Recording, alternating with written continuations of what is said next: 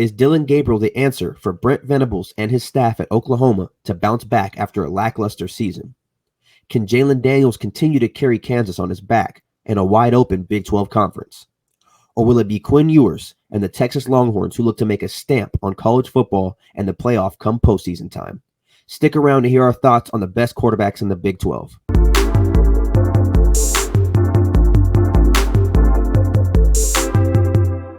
Welcome back to another episode of Clash of Cultures. Today we're going to be finishing up our top 5 quarterbacks of each Power 5 conference with the Big 12 conference. Those of you guys who are new to the channel, make sure you like, comment down below, subscribe so you guys don't miss any uploads. Hit the notification bell. If you guys are returning viewers, thank you so much for your support. And 2 viewers that got the comment of the day today goes to Jay Spider Flash and Douglas Evans. So Jay Spider Flash says, I feel like players should be playing in the bowl games if they're getting NIL money. And Douglas says, change players from being down, whether touched or not. It needs to be only down by contact. Both of those comments came from the 5 things we would change about college football. So make sure you guys go check out that video. That video was a bit of a hit. Those of you guys who want to see us do other videos like that, any other ideas, make sure you guys comment down below. But to get into the trivia, Dad, do you have the trivia today, or do you want me to give you the trivia? I do. So we're going to do NFL players and what college they went to. So I'm going to start off easy. One you should know, Justin Simmons. Justin Simmons, one that I should know. He went to Western Michigan? No. He went to a Big 12 school? No. Oh, no. He went to Mississippi State. No. Justin Simmons? I mean, you know who Justin Simmons is, right? Yeah, the safety. Yeah. I'm trying to picture him in a college uniform. Justin Simmons. Was it an SEC school? No. I don't know where Eastern part of the United States school. A school you know, but not known for putting a lot of players in the NFL. I don't know. Who is it? Northeast. How about that? Northeastern school. I don't know. Who is it? Just tell me. He went to Boston College. Okay, yeah. I don't know why I was thinking Western Michigan. That was really weird. All right. What about Hassan Reddick? Hassan Reddick went to a smaller school. In terms of football, it is a smaller school that's red. They're red, right? The colors are red. Color is red. I guess, yeah. He went to Temple, right? Temple. Good job. He went to Temple. All right. Third, C.J. Gardner-Johnson. Did he go to Florida? Are you asking me or you? Okay, my guess is Florida. Florida. He went to Florida. Okay. So what are you right now? I'm 2 for 3. Matthew Judon. Bro said Judon. I don't know what school he went to. Yeah, this one, when I looked it up, kind of took me by surprise. I'm gonna say Purdue.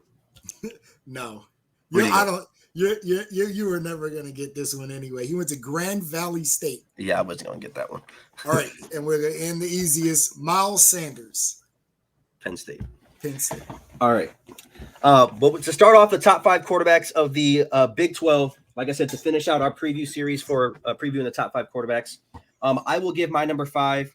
And just a funny story, we did a Texas Tech preview about a week or 2 ago, and both of us were pronouncing this guy's name terribly. The comment section was on us, so I'm not going to pronounce it wrong this time. I have Tyler Shuck here. You're pronouncing it wrong. Shut up, bro. Because that's a Schlaganaga.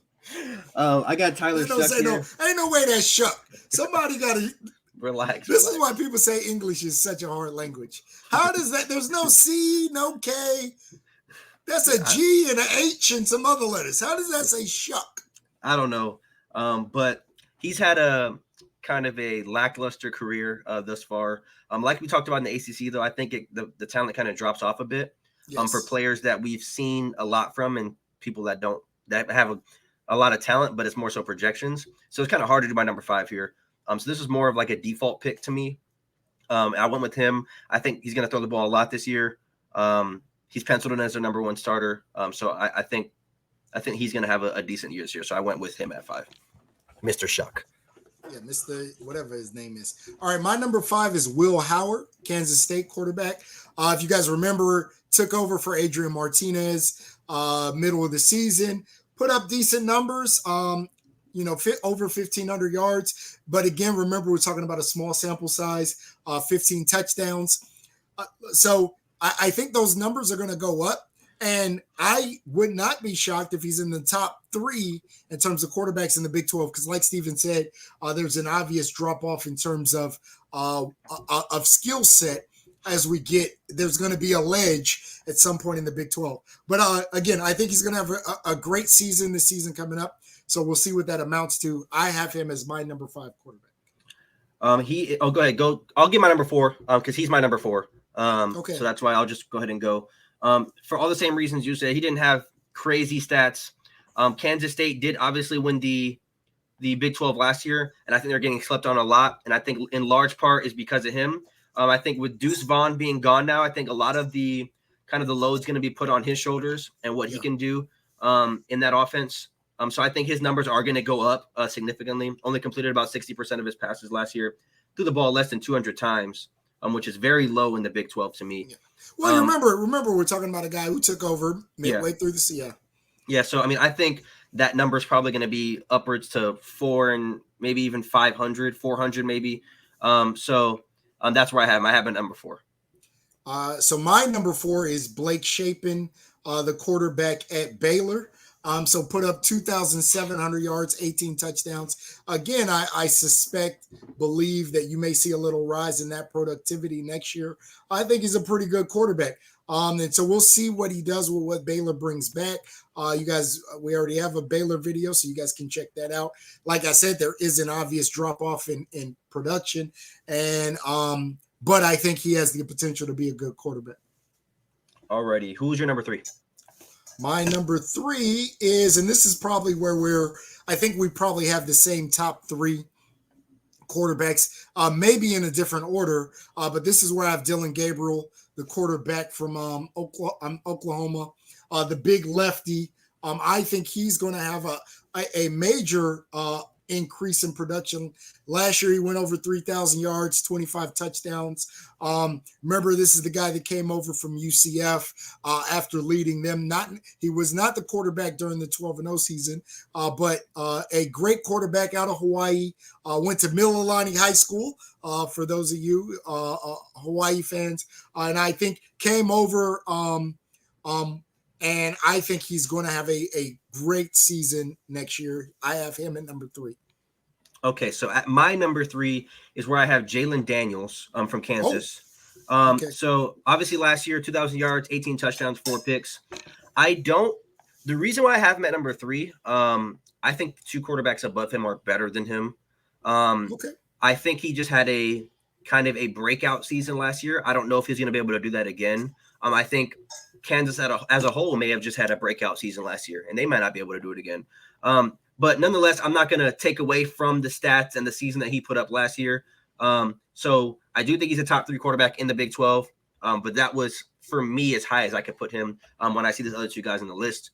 My number 2 is Quinn Ewers. So you went Gabriel 1. You might as well, because obviously you went Gabriel 1. I went Gabriel 1. But to talk about Quinn Ewers for a second, obviously he played last year. I think if he would have played the entire Alabama game, I think they beat Alabama last season. And I think that was really the consensus kind of takeaway from that game is Alabama won that game because Texas lost their quarterback. And so I think Quinn Ewers is going to have a good season this year. Those of you guys who watched the overrated and underrated video, I think Texas is a bit overrated. But I do think Texas has a good chance to win the conference this year. I don't have them going to the playoffs. I think it's a little early for that in their kind of march back to the top of college football. But I do think Quinn Ewers is going to be a Heisman-type candidate with losing Bijan Robinson, losing the workhorse in the backfield. A little bit more of the kind of onus is going to be on him to perform. So I think his numbers are going to go up, assuming he stays healthy. So that's why I had him at number 2. And obviously my number 1 was Dylan Gabriel. To me, this was an easy pick. I think of the 4 seasons that he's had, obviously in 2021, he got hurt, didn't play a lot of the year. But 2019, 29 touchdowns, 7 picks. 2020, 32 touchdowns, 4 picks. And obviously they were in a smaller conference, but last year in 2022, he arguably had a just a good enough season as the first 2 years, 3,100 yards, 25 touchdowns, and 6 picks on a team that really didn't do good. So it's not like, I'm not going to use the term empty stats, because a lot of that came from the defense side of the ball. They were putting up points. Other than the game where they got blown out. I think they got blown out like 45-0 or something. 40 was it? Yeah, 45-0 to Texas. Something like that. That was like the only game where they really weren't able to put up points. But I do think he has another good year. I don't know how good Oklahoma's going to be. So that's why I'm not ready to say he's going to be a Heisman contender. But those of you guys who watched Oklahoma preview, I do have high hopes for them and Brett Venables. I don't think they're going to be 500 or 6-6 this year, or 7-6. I think they do get upwards to 8-9 wins, maybe even 10 wins. And I think Dylan Gabriel plays a huge part in that. And I think he's the best quarterback in the conference. All right, so I might as well get my 2 and 1. Obviously, just a little bit different the way I have my 2 and 1. I have Quinn Ewers, number 2.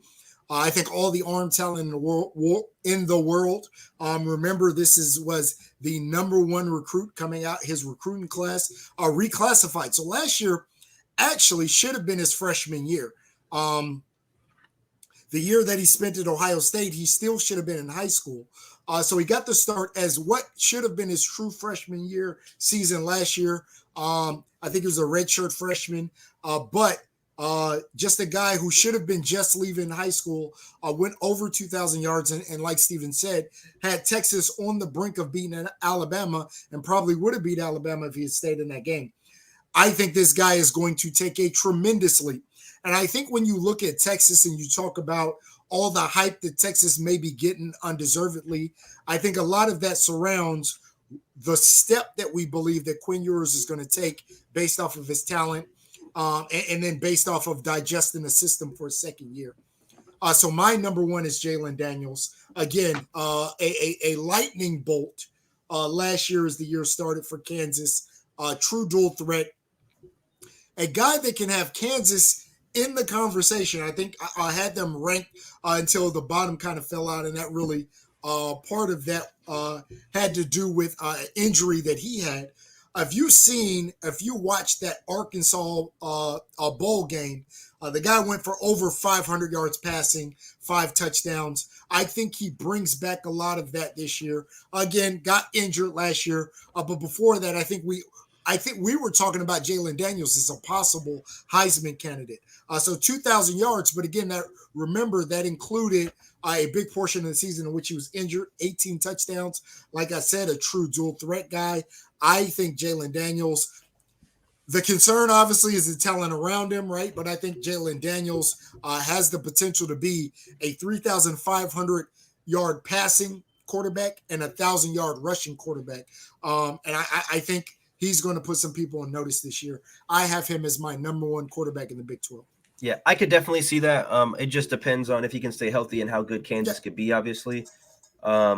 But that was our top 5 quarterbacks in the Big 12, which rounds out our top 5 of every conference, every Power 5 conference is what we were doing. We're going to be doing the top 10 quarterbacks in college football here in a couple of days. Let us know down below what you guys think about other video ideas, any other position groups you guys want to see, any topics, anything like that. So you guys can be featured at the comment of the day. Thank you guys so much for watching all the way to the end of the video, and make sure you guys subscribe and hit the notification bell. We will see you guys tomorrow. Peace out.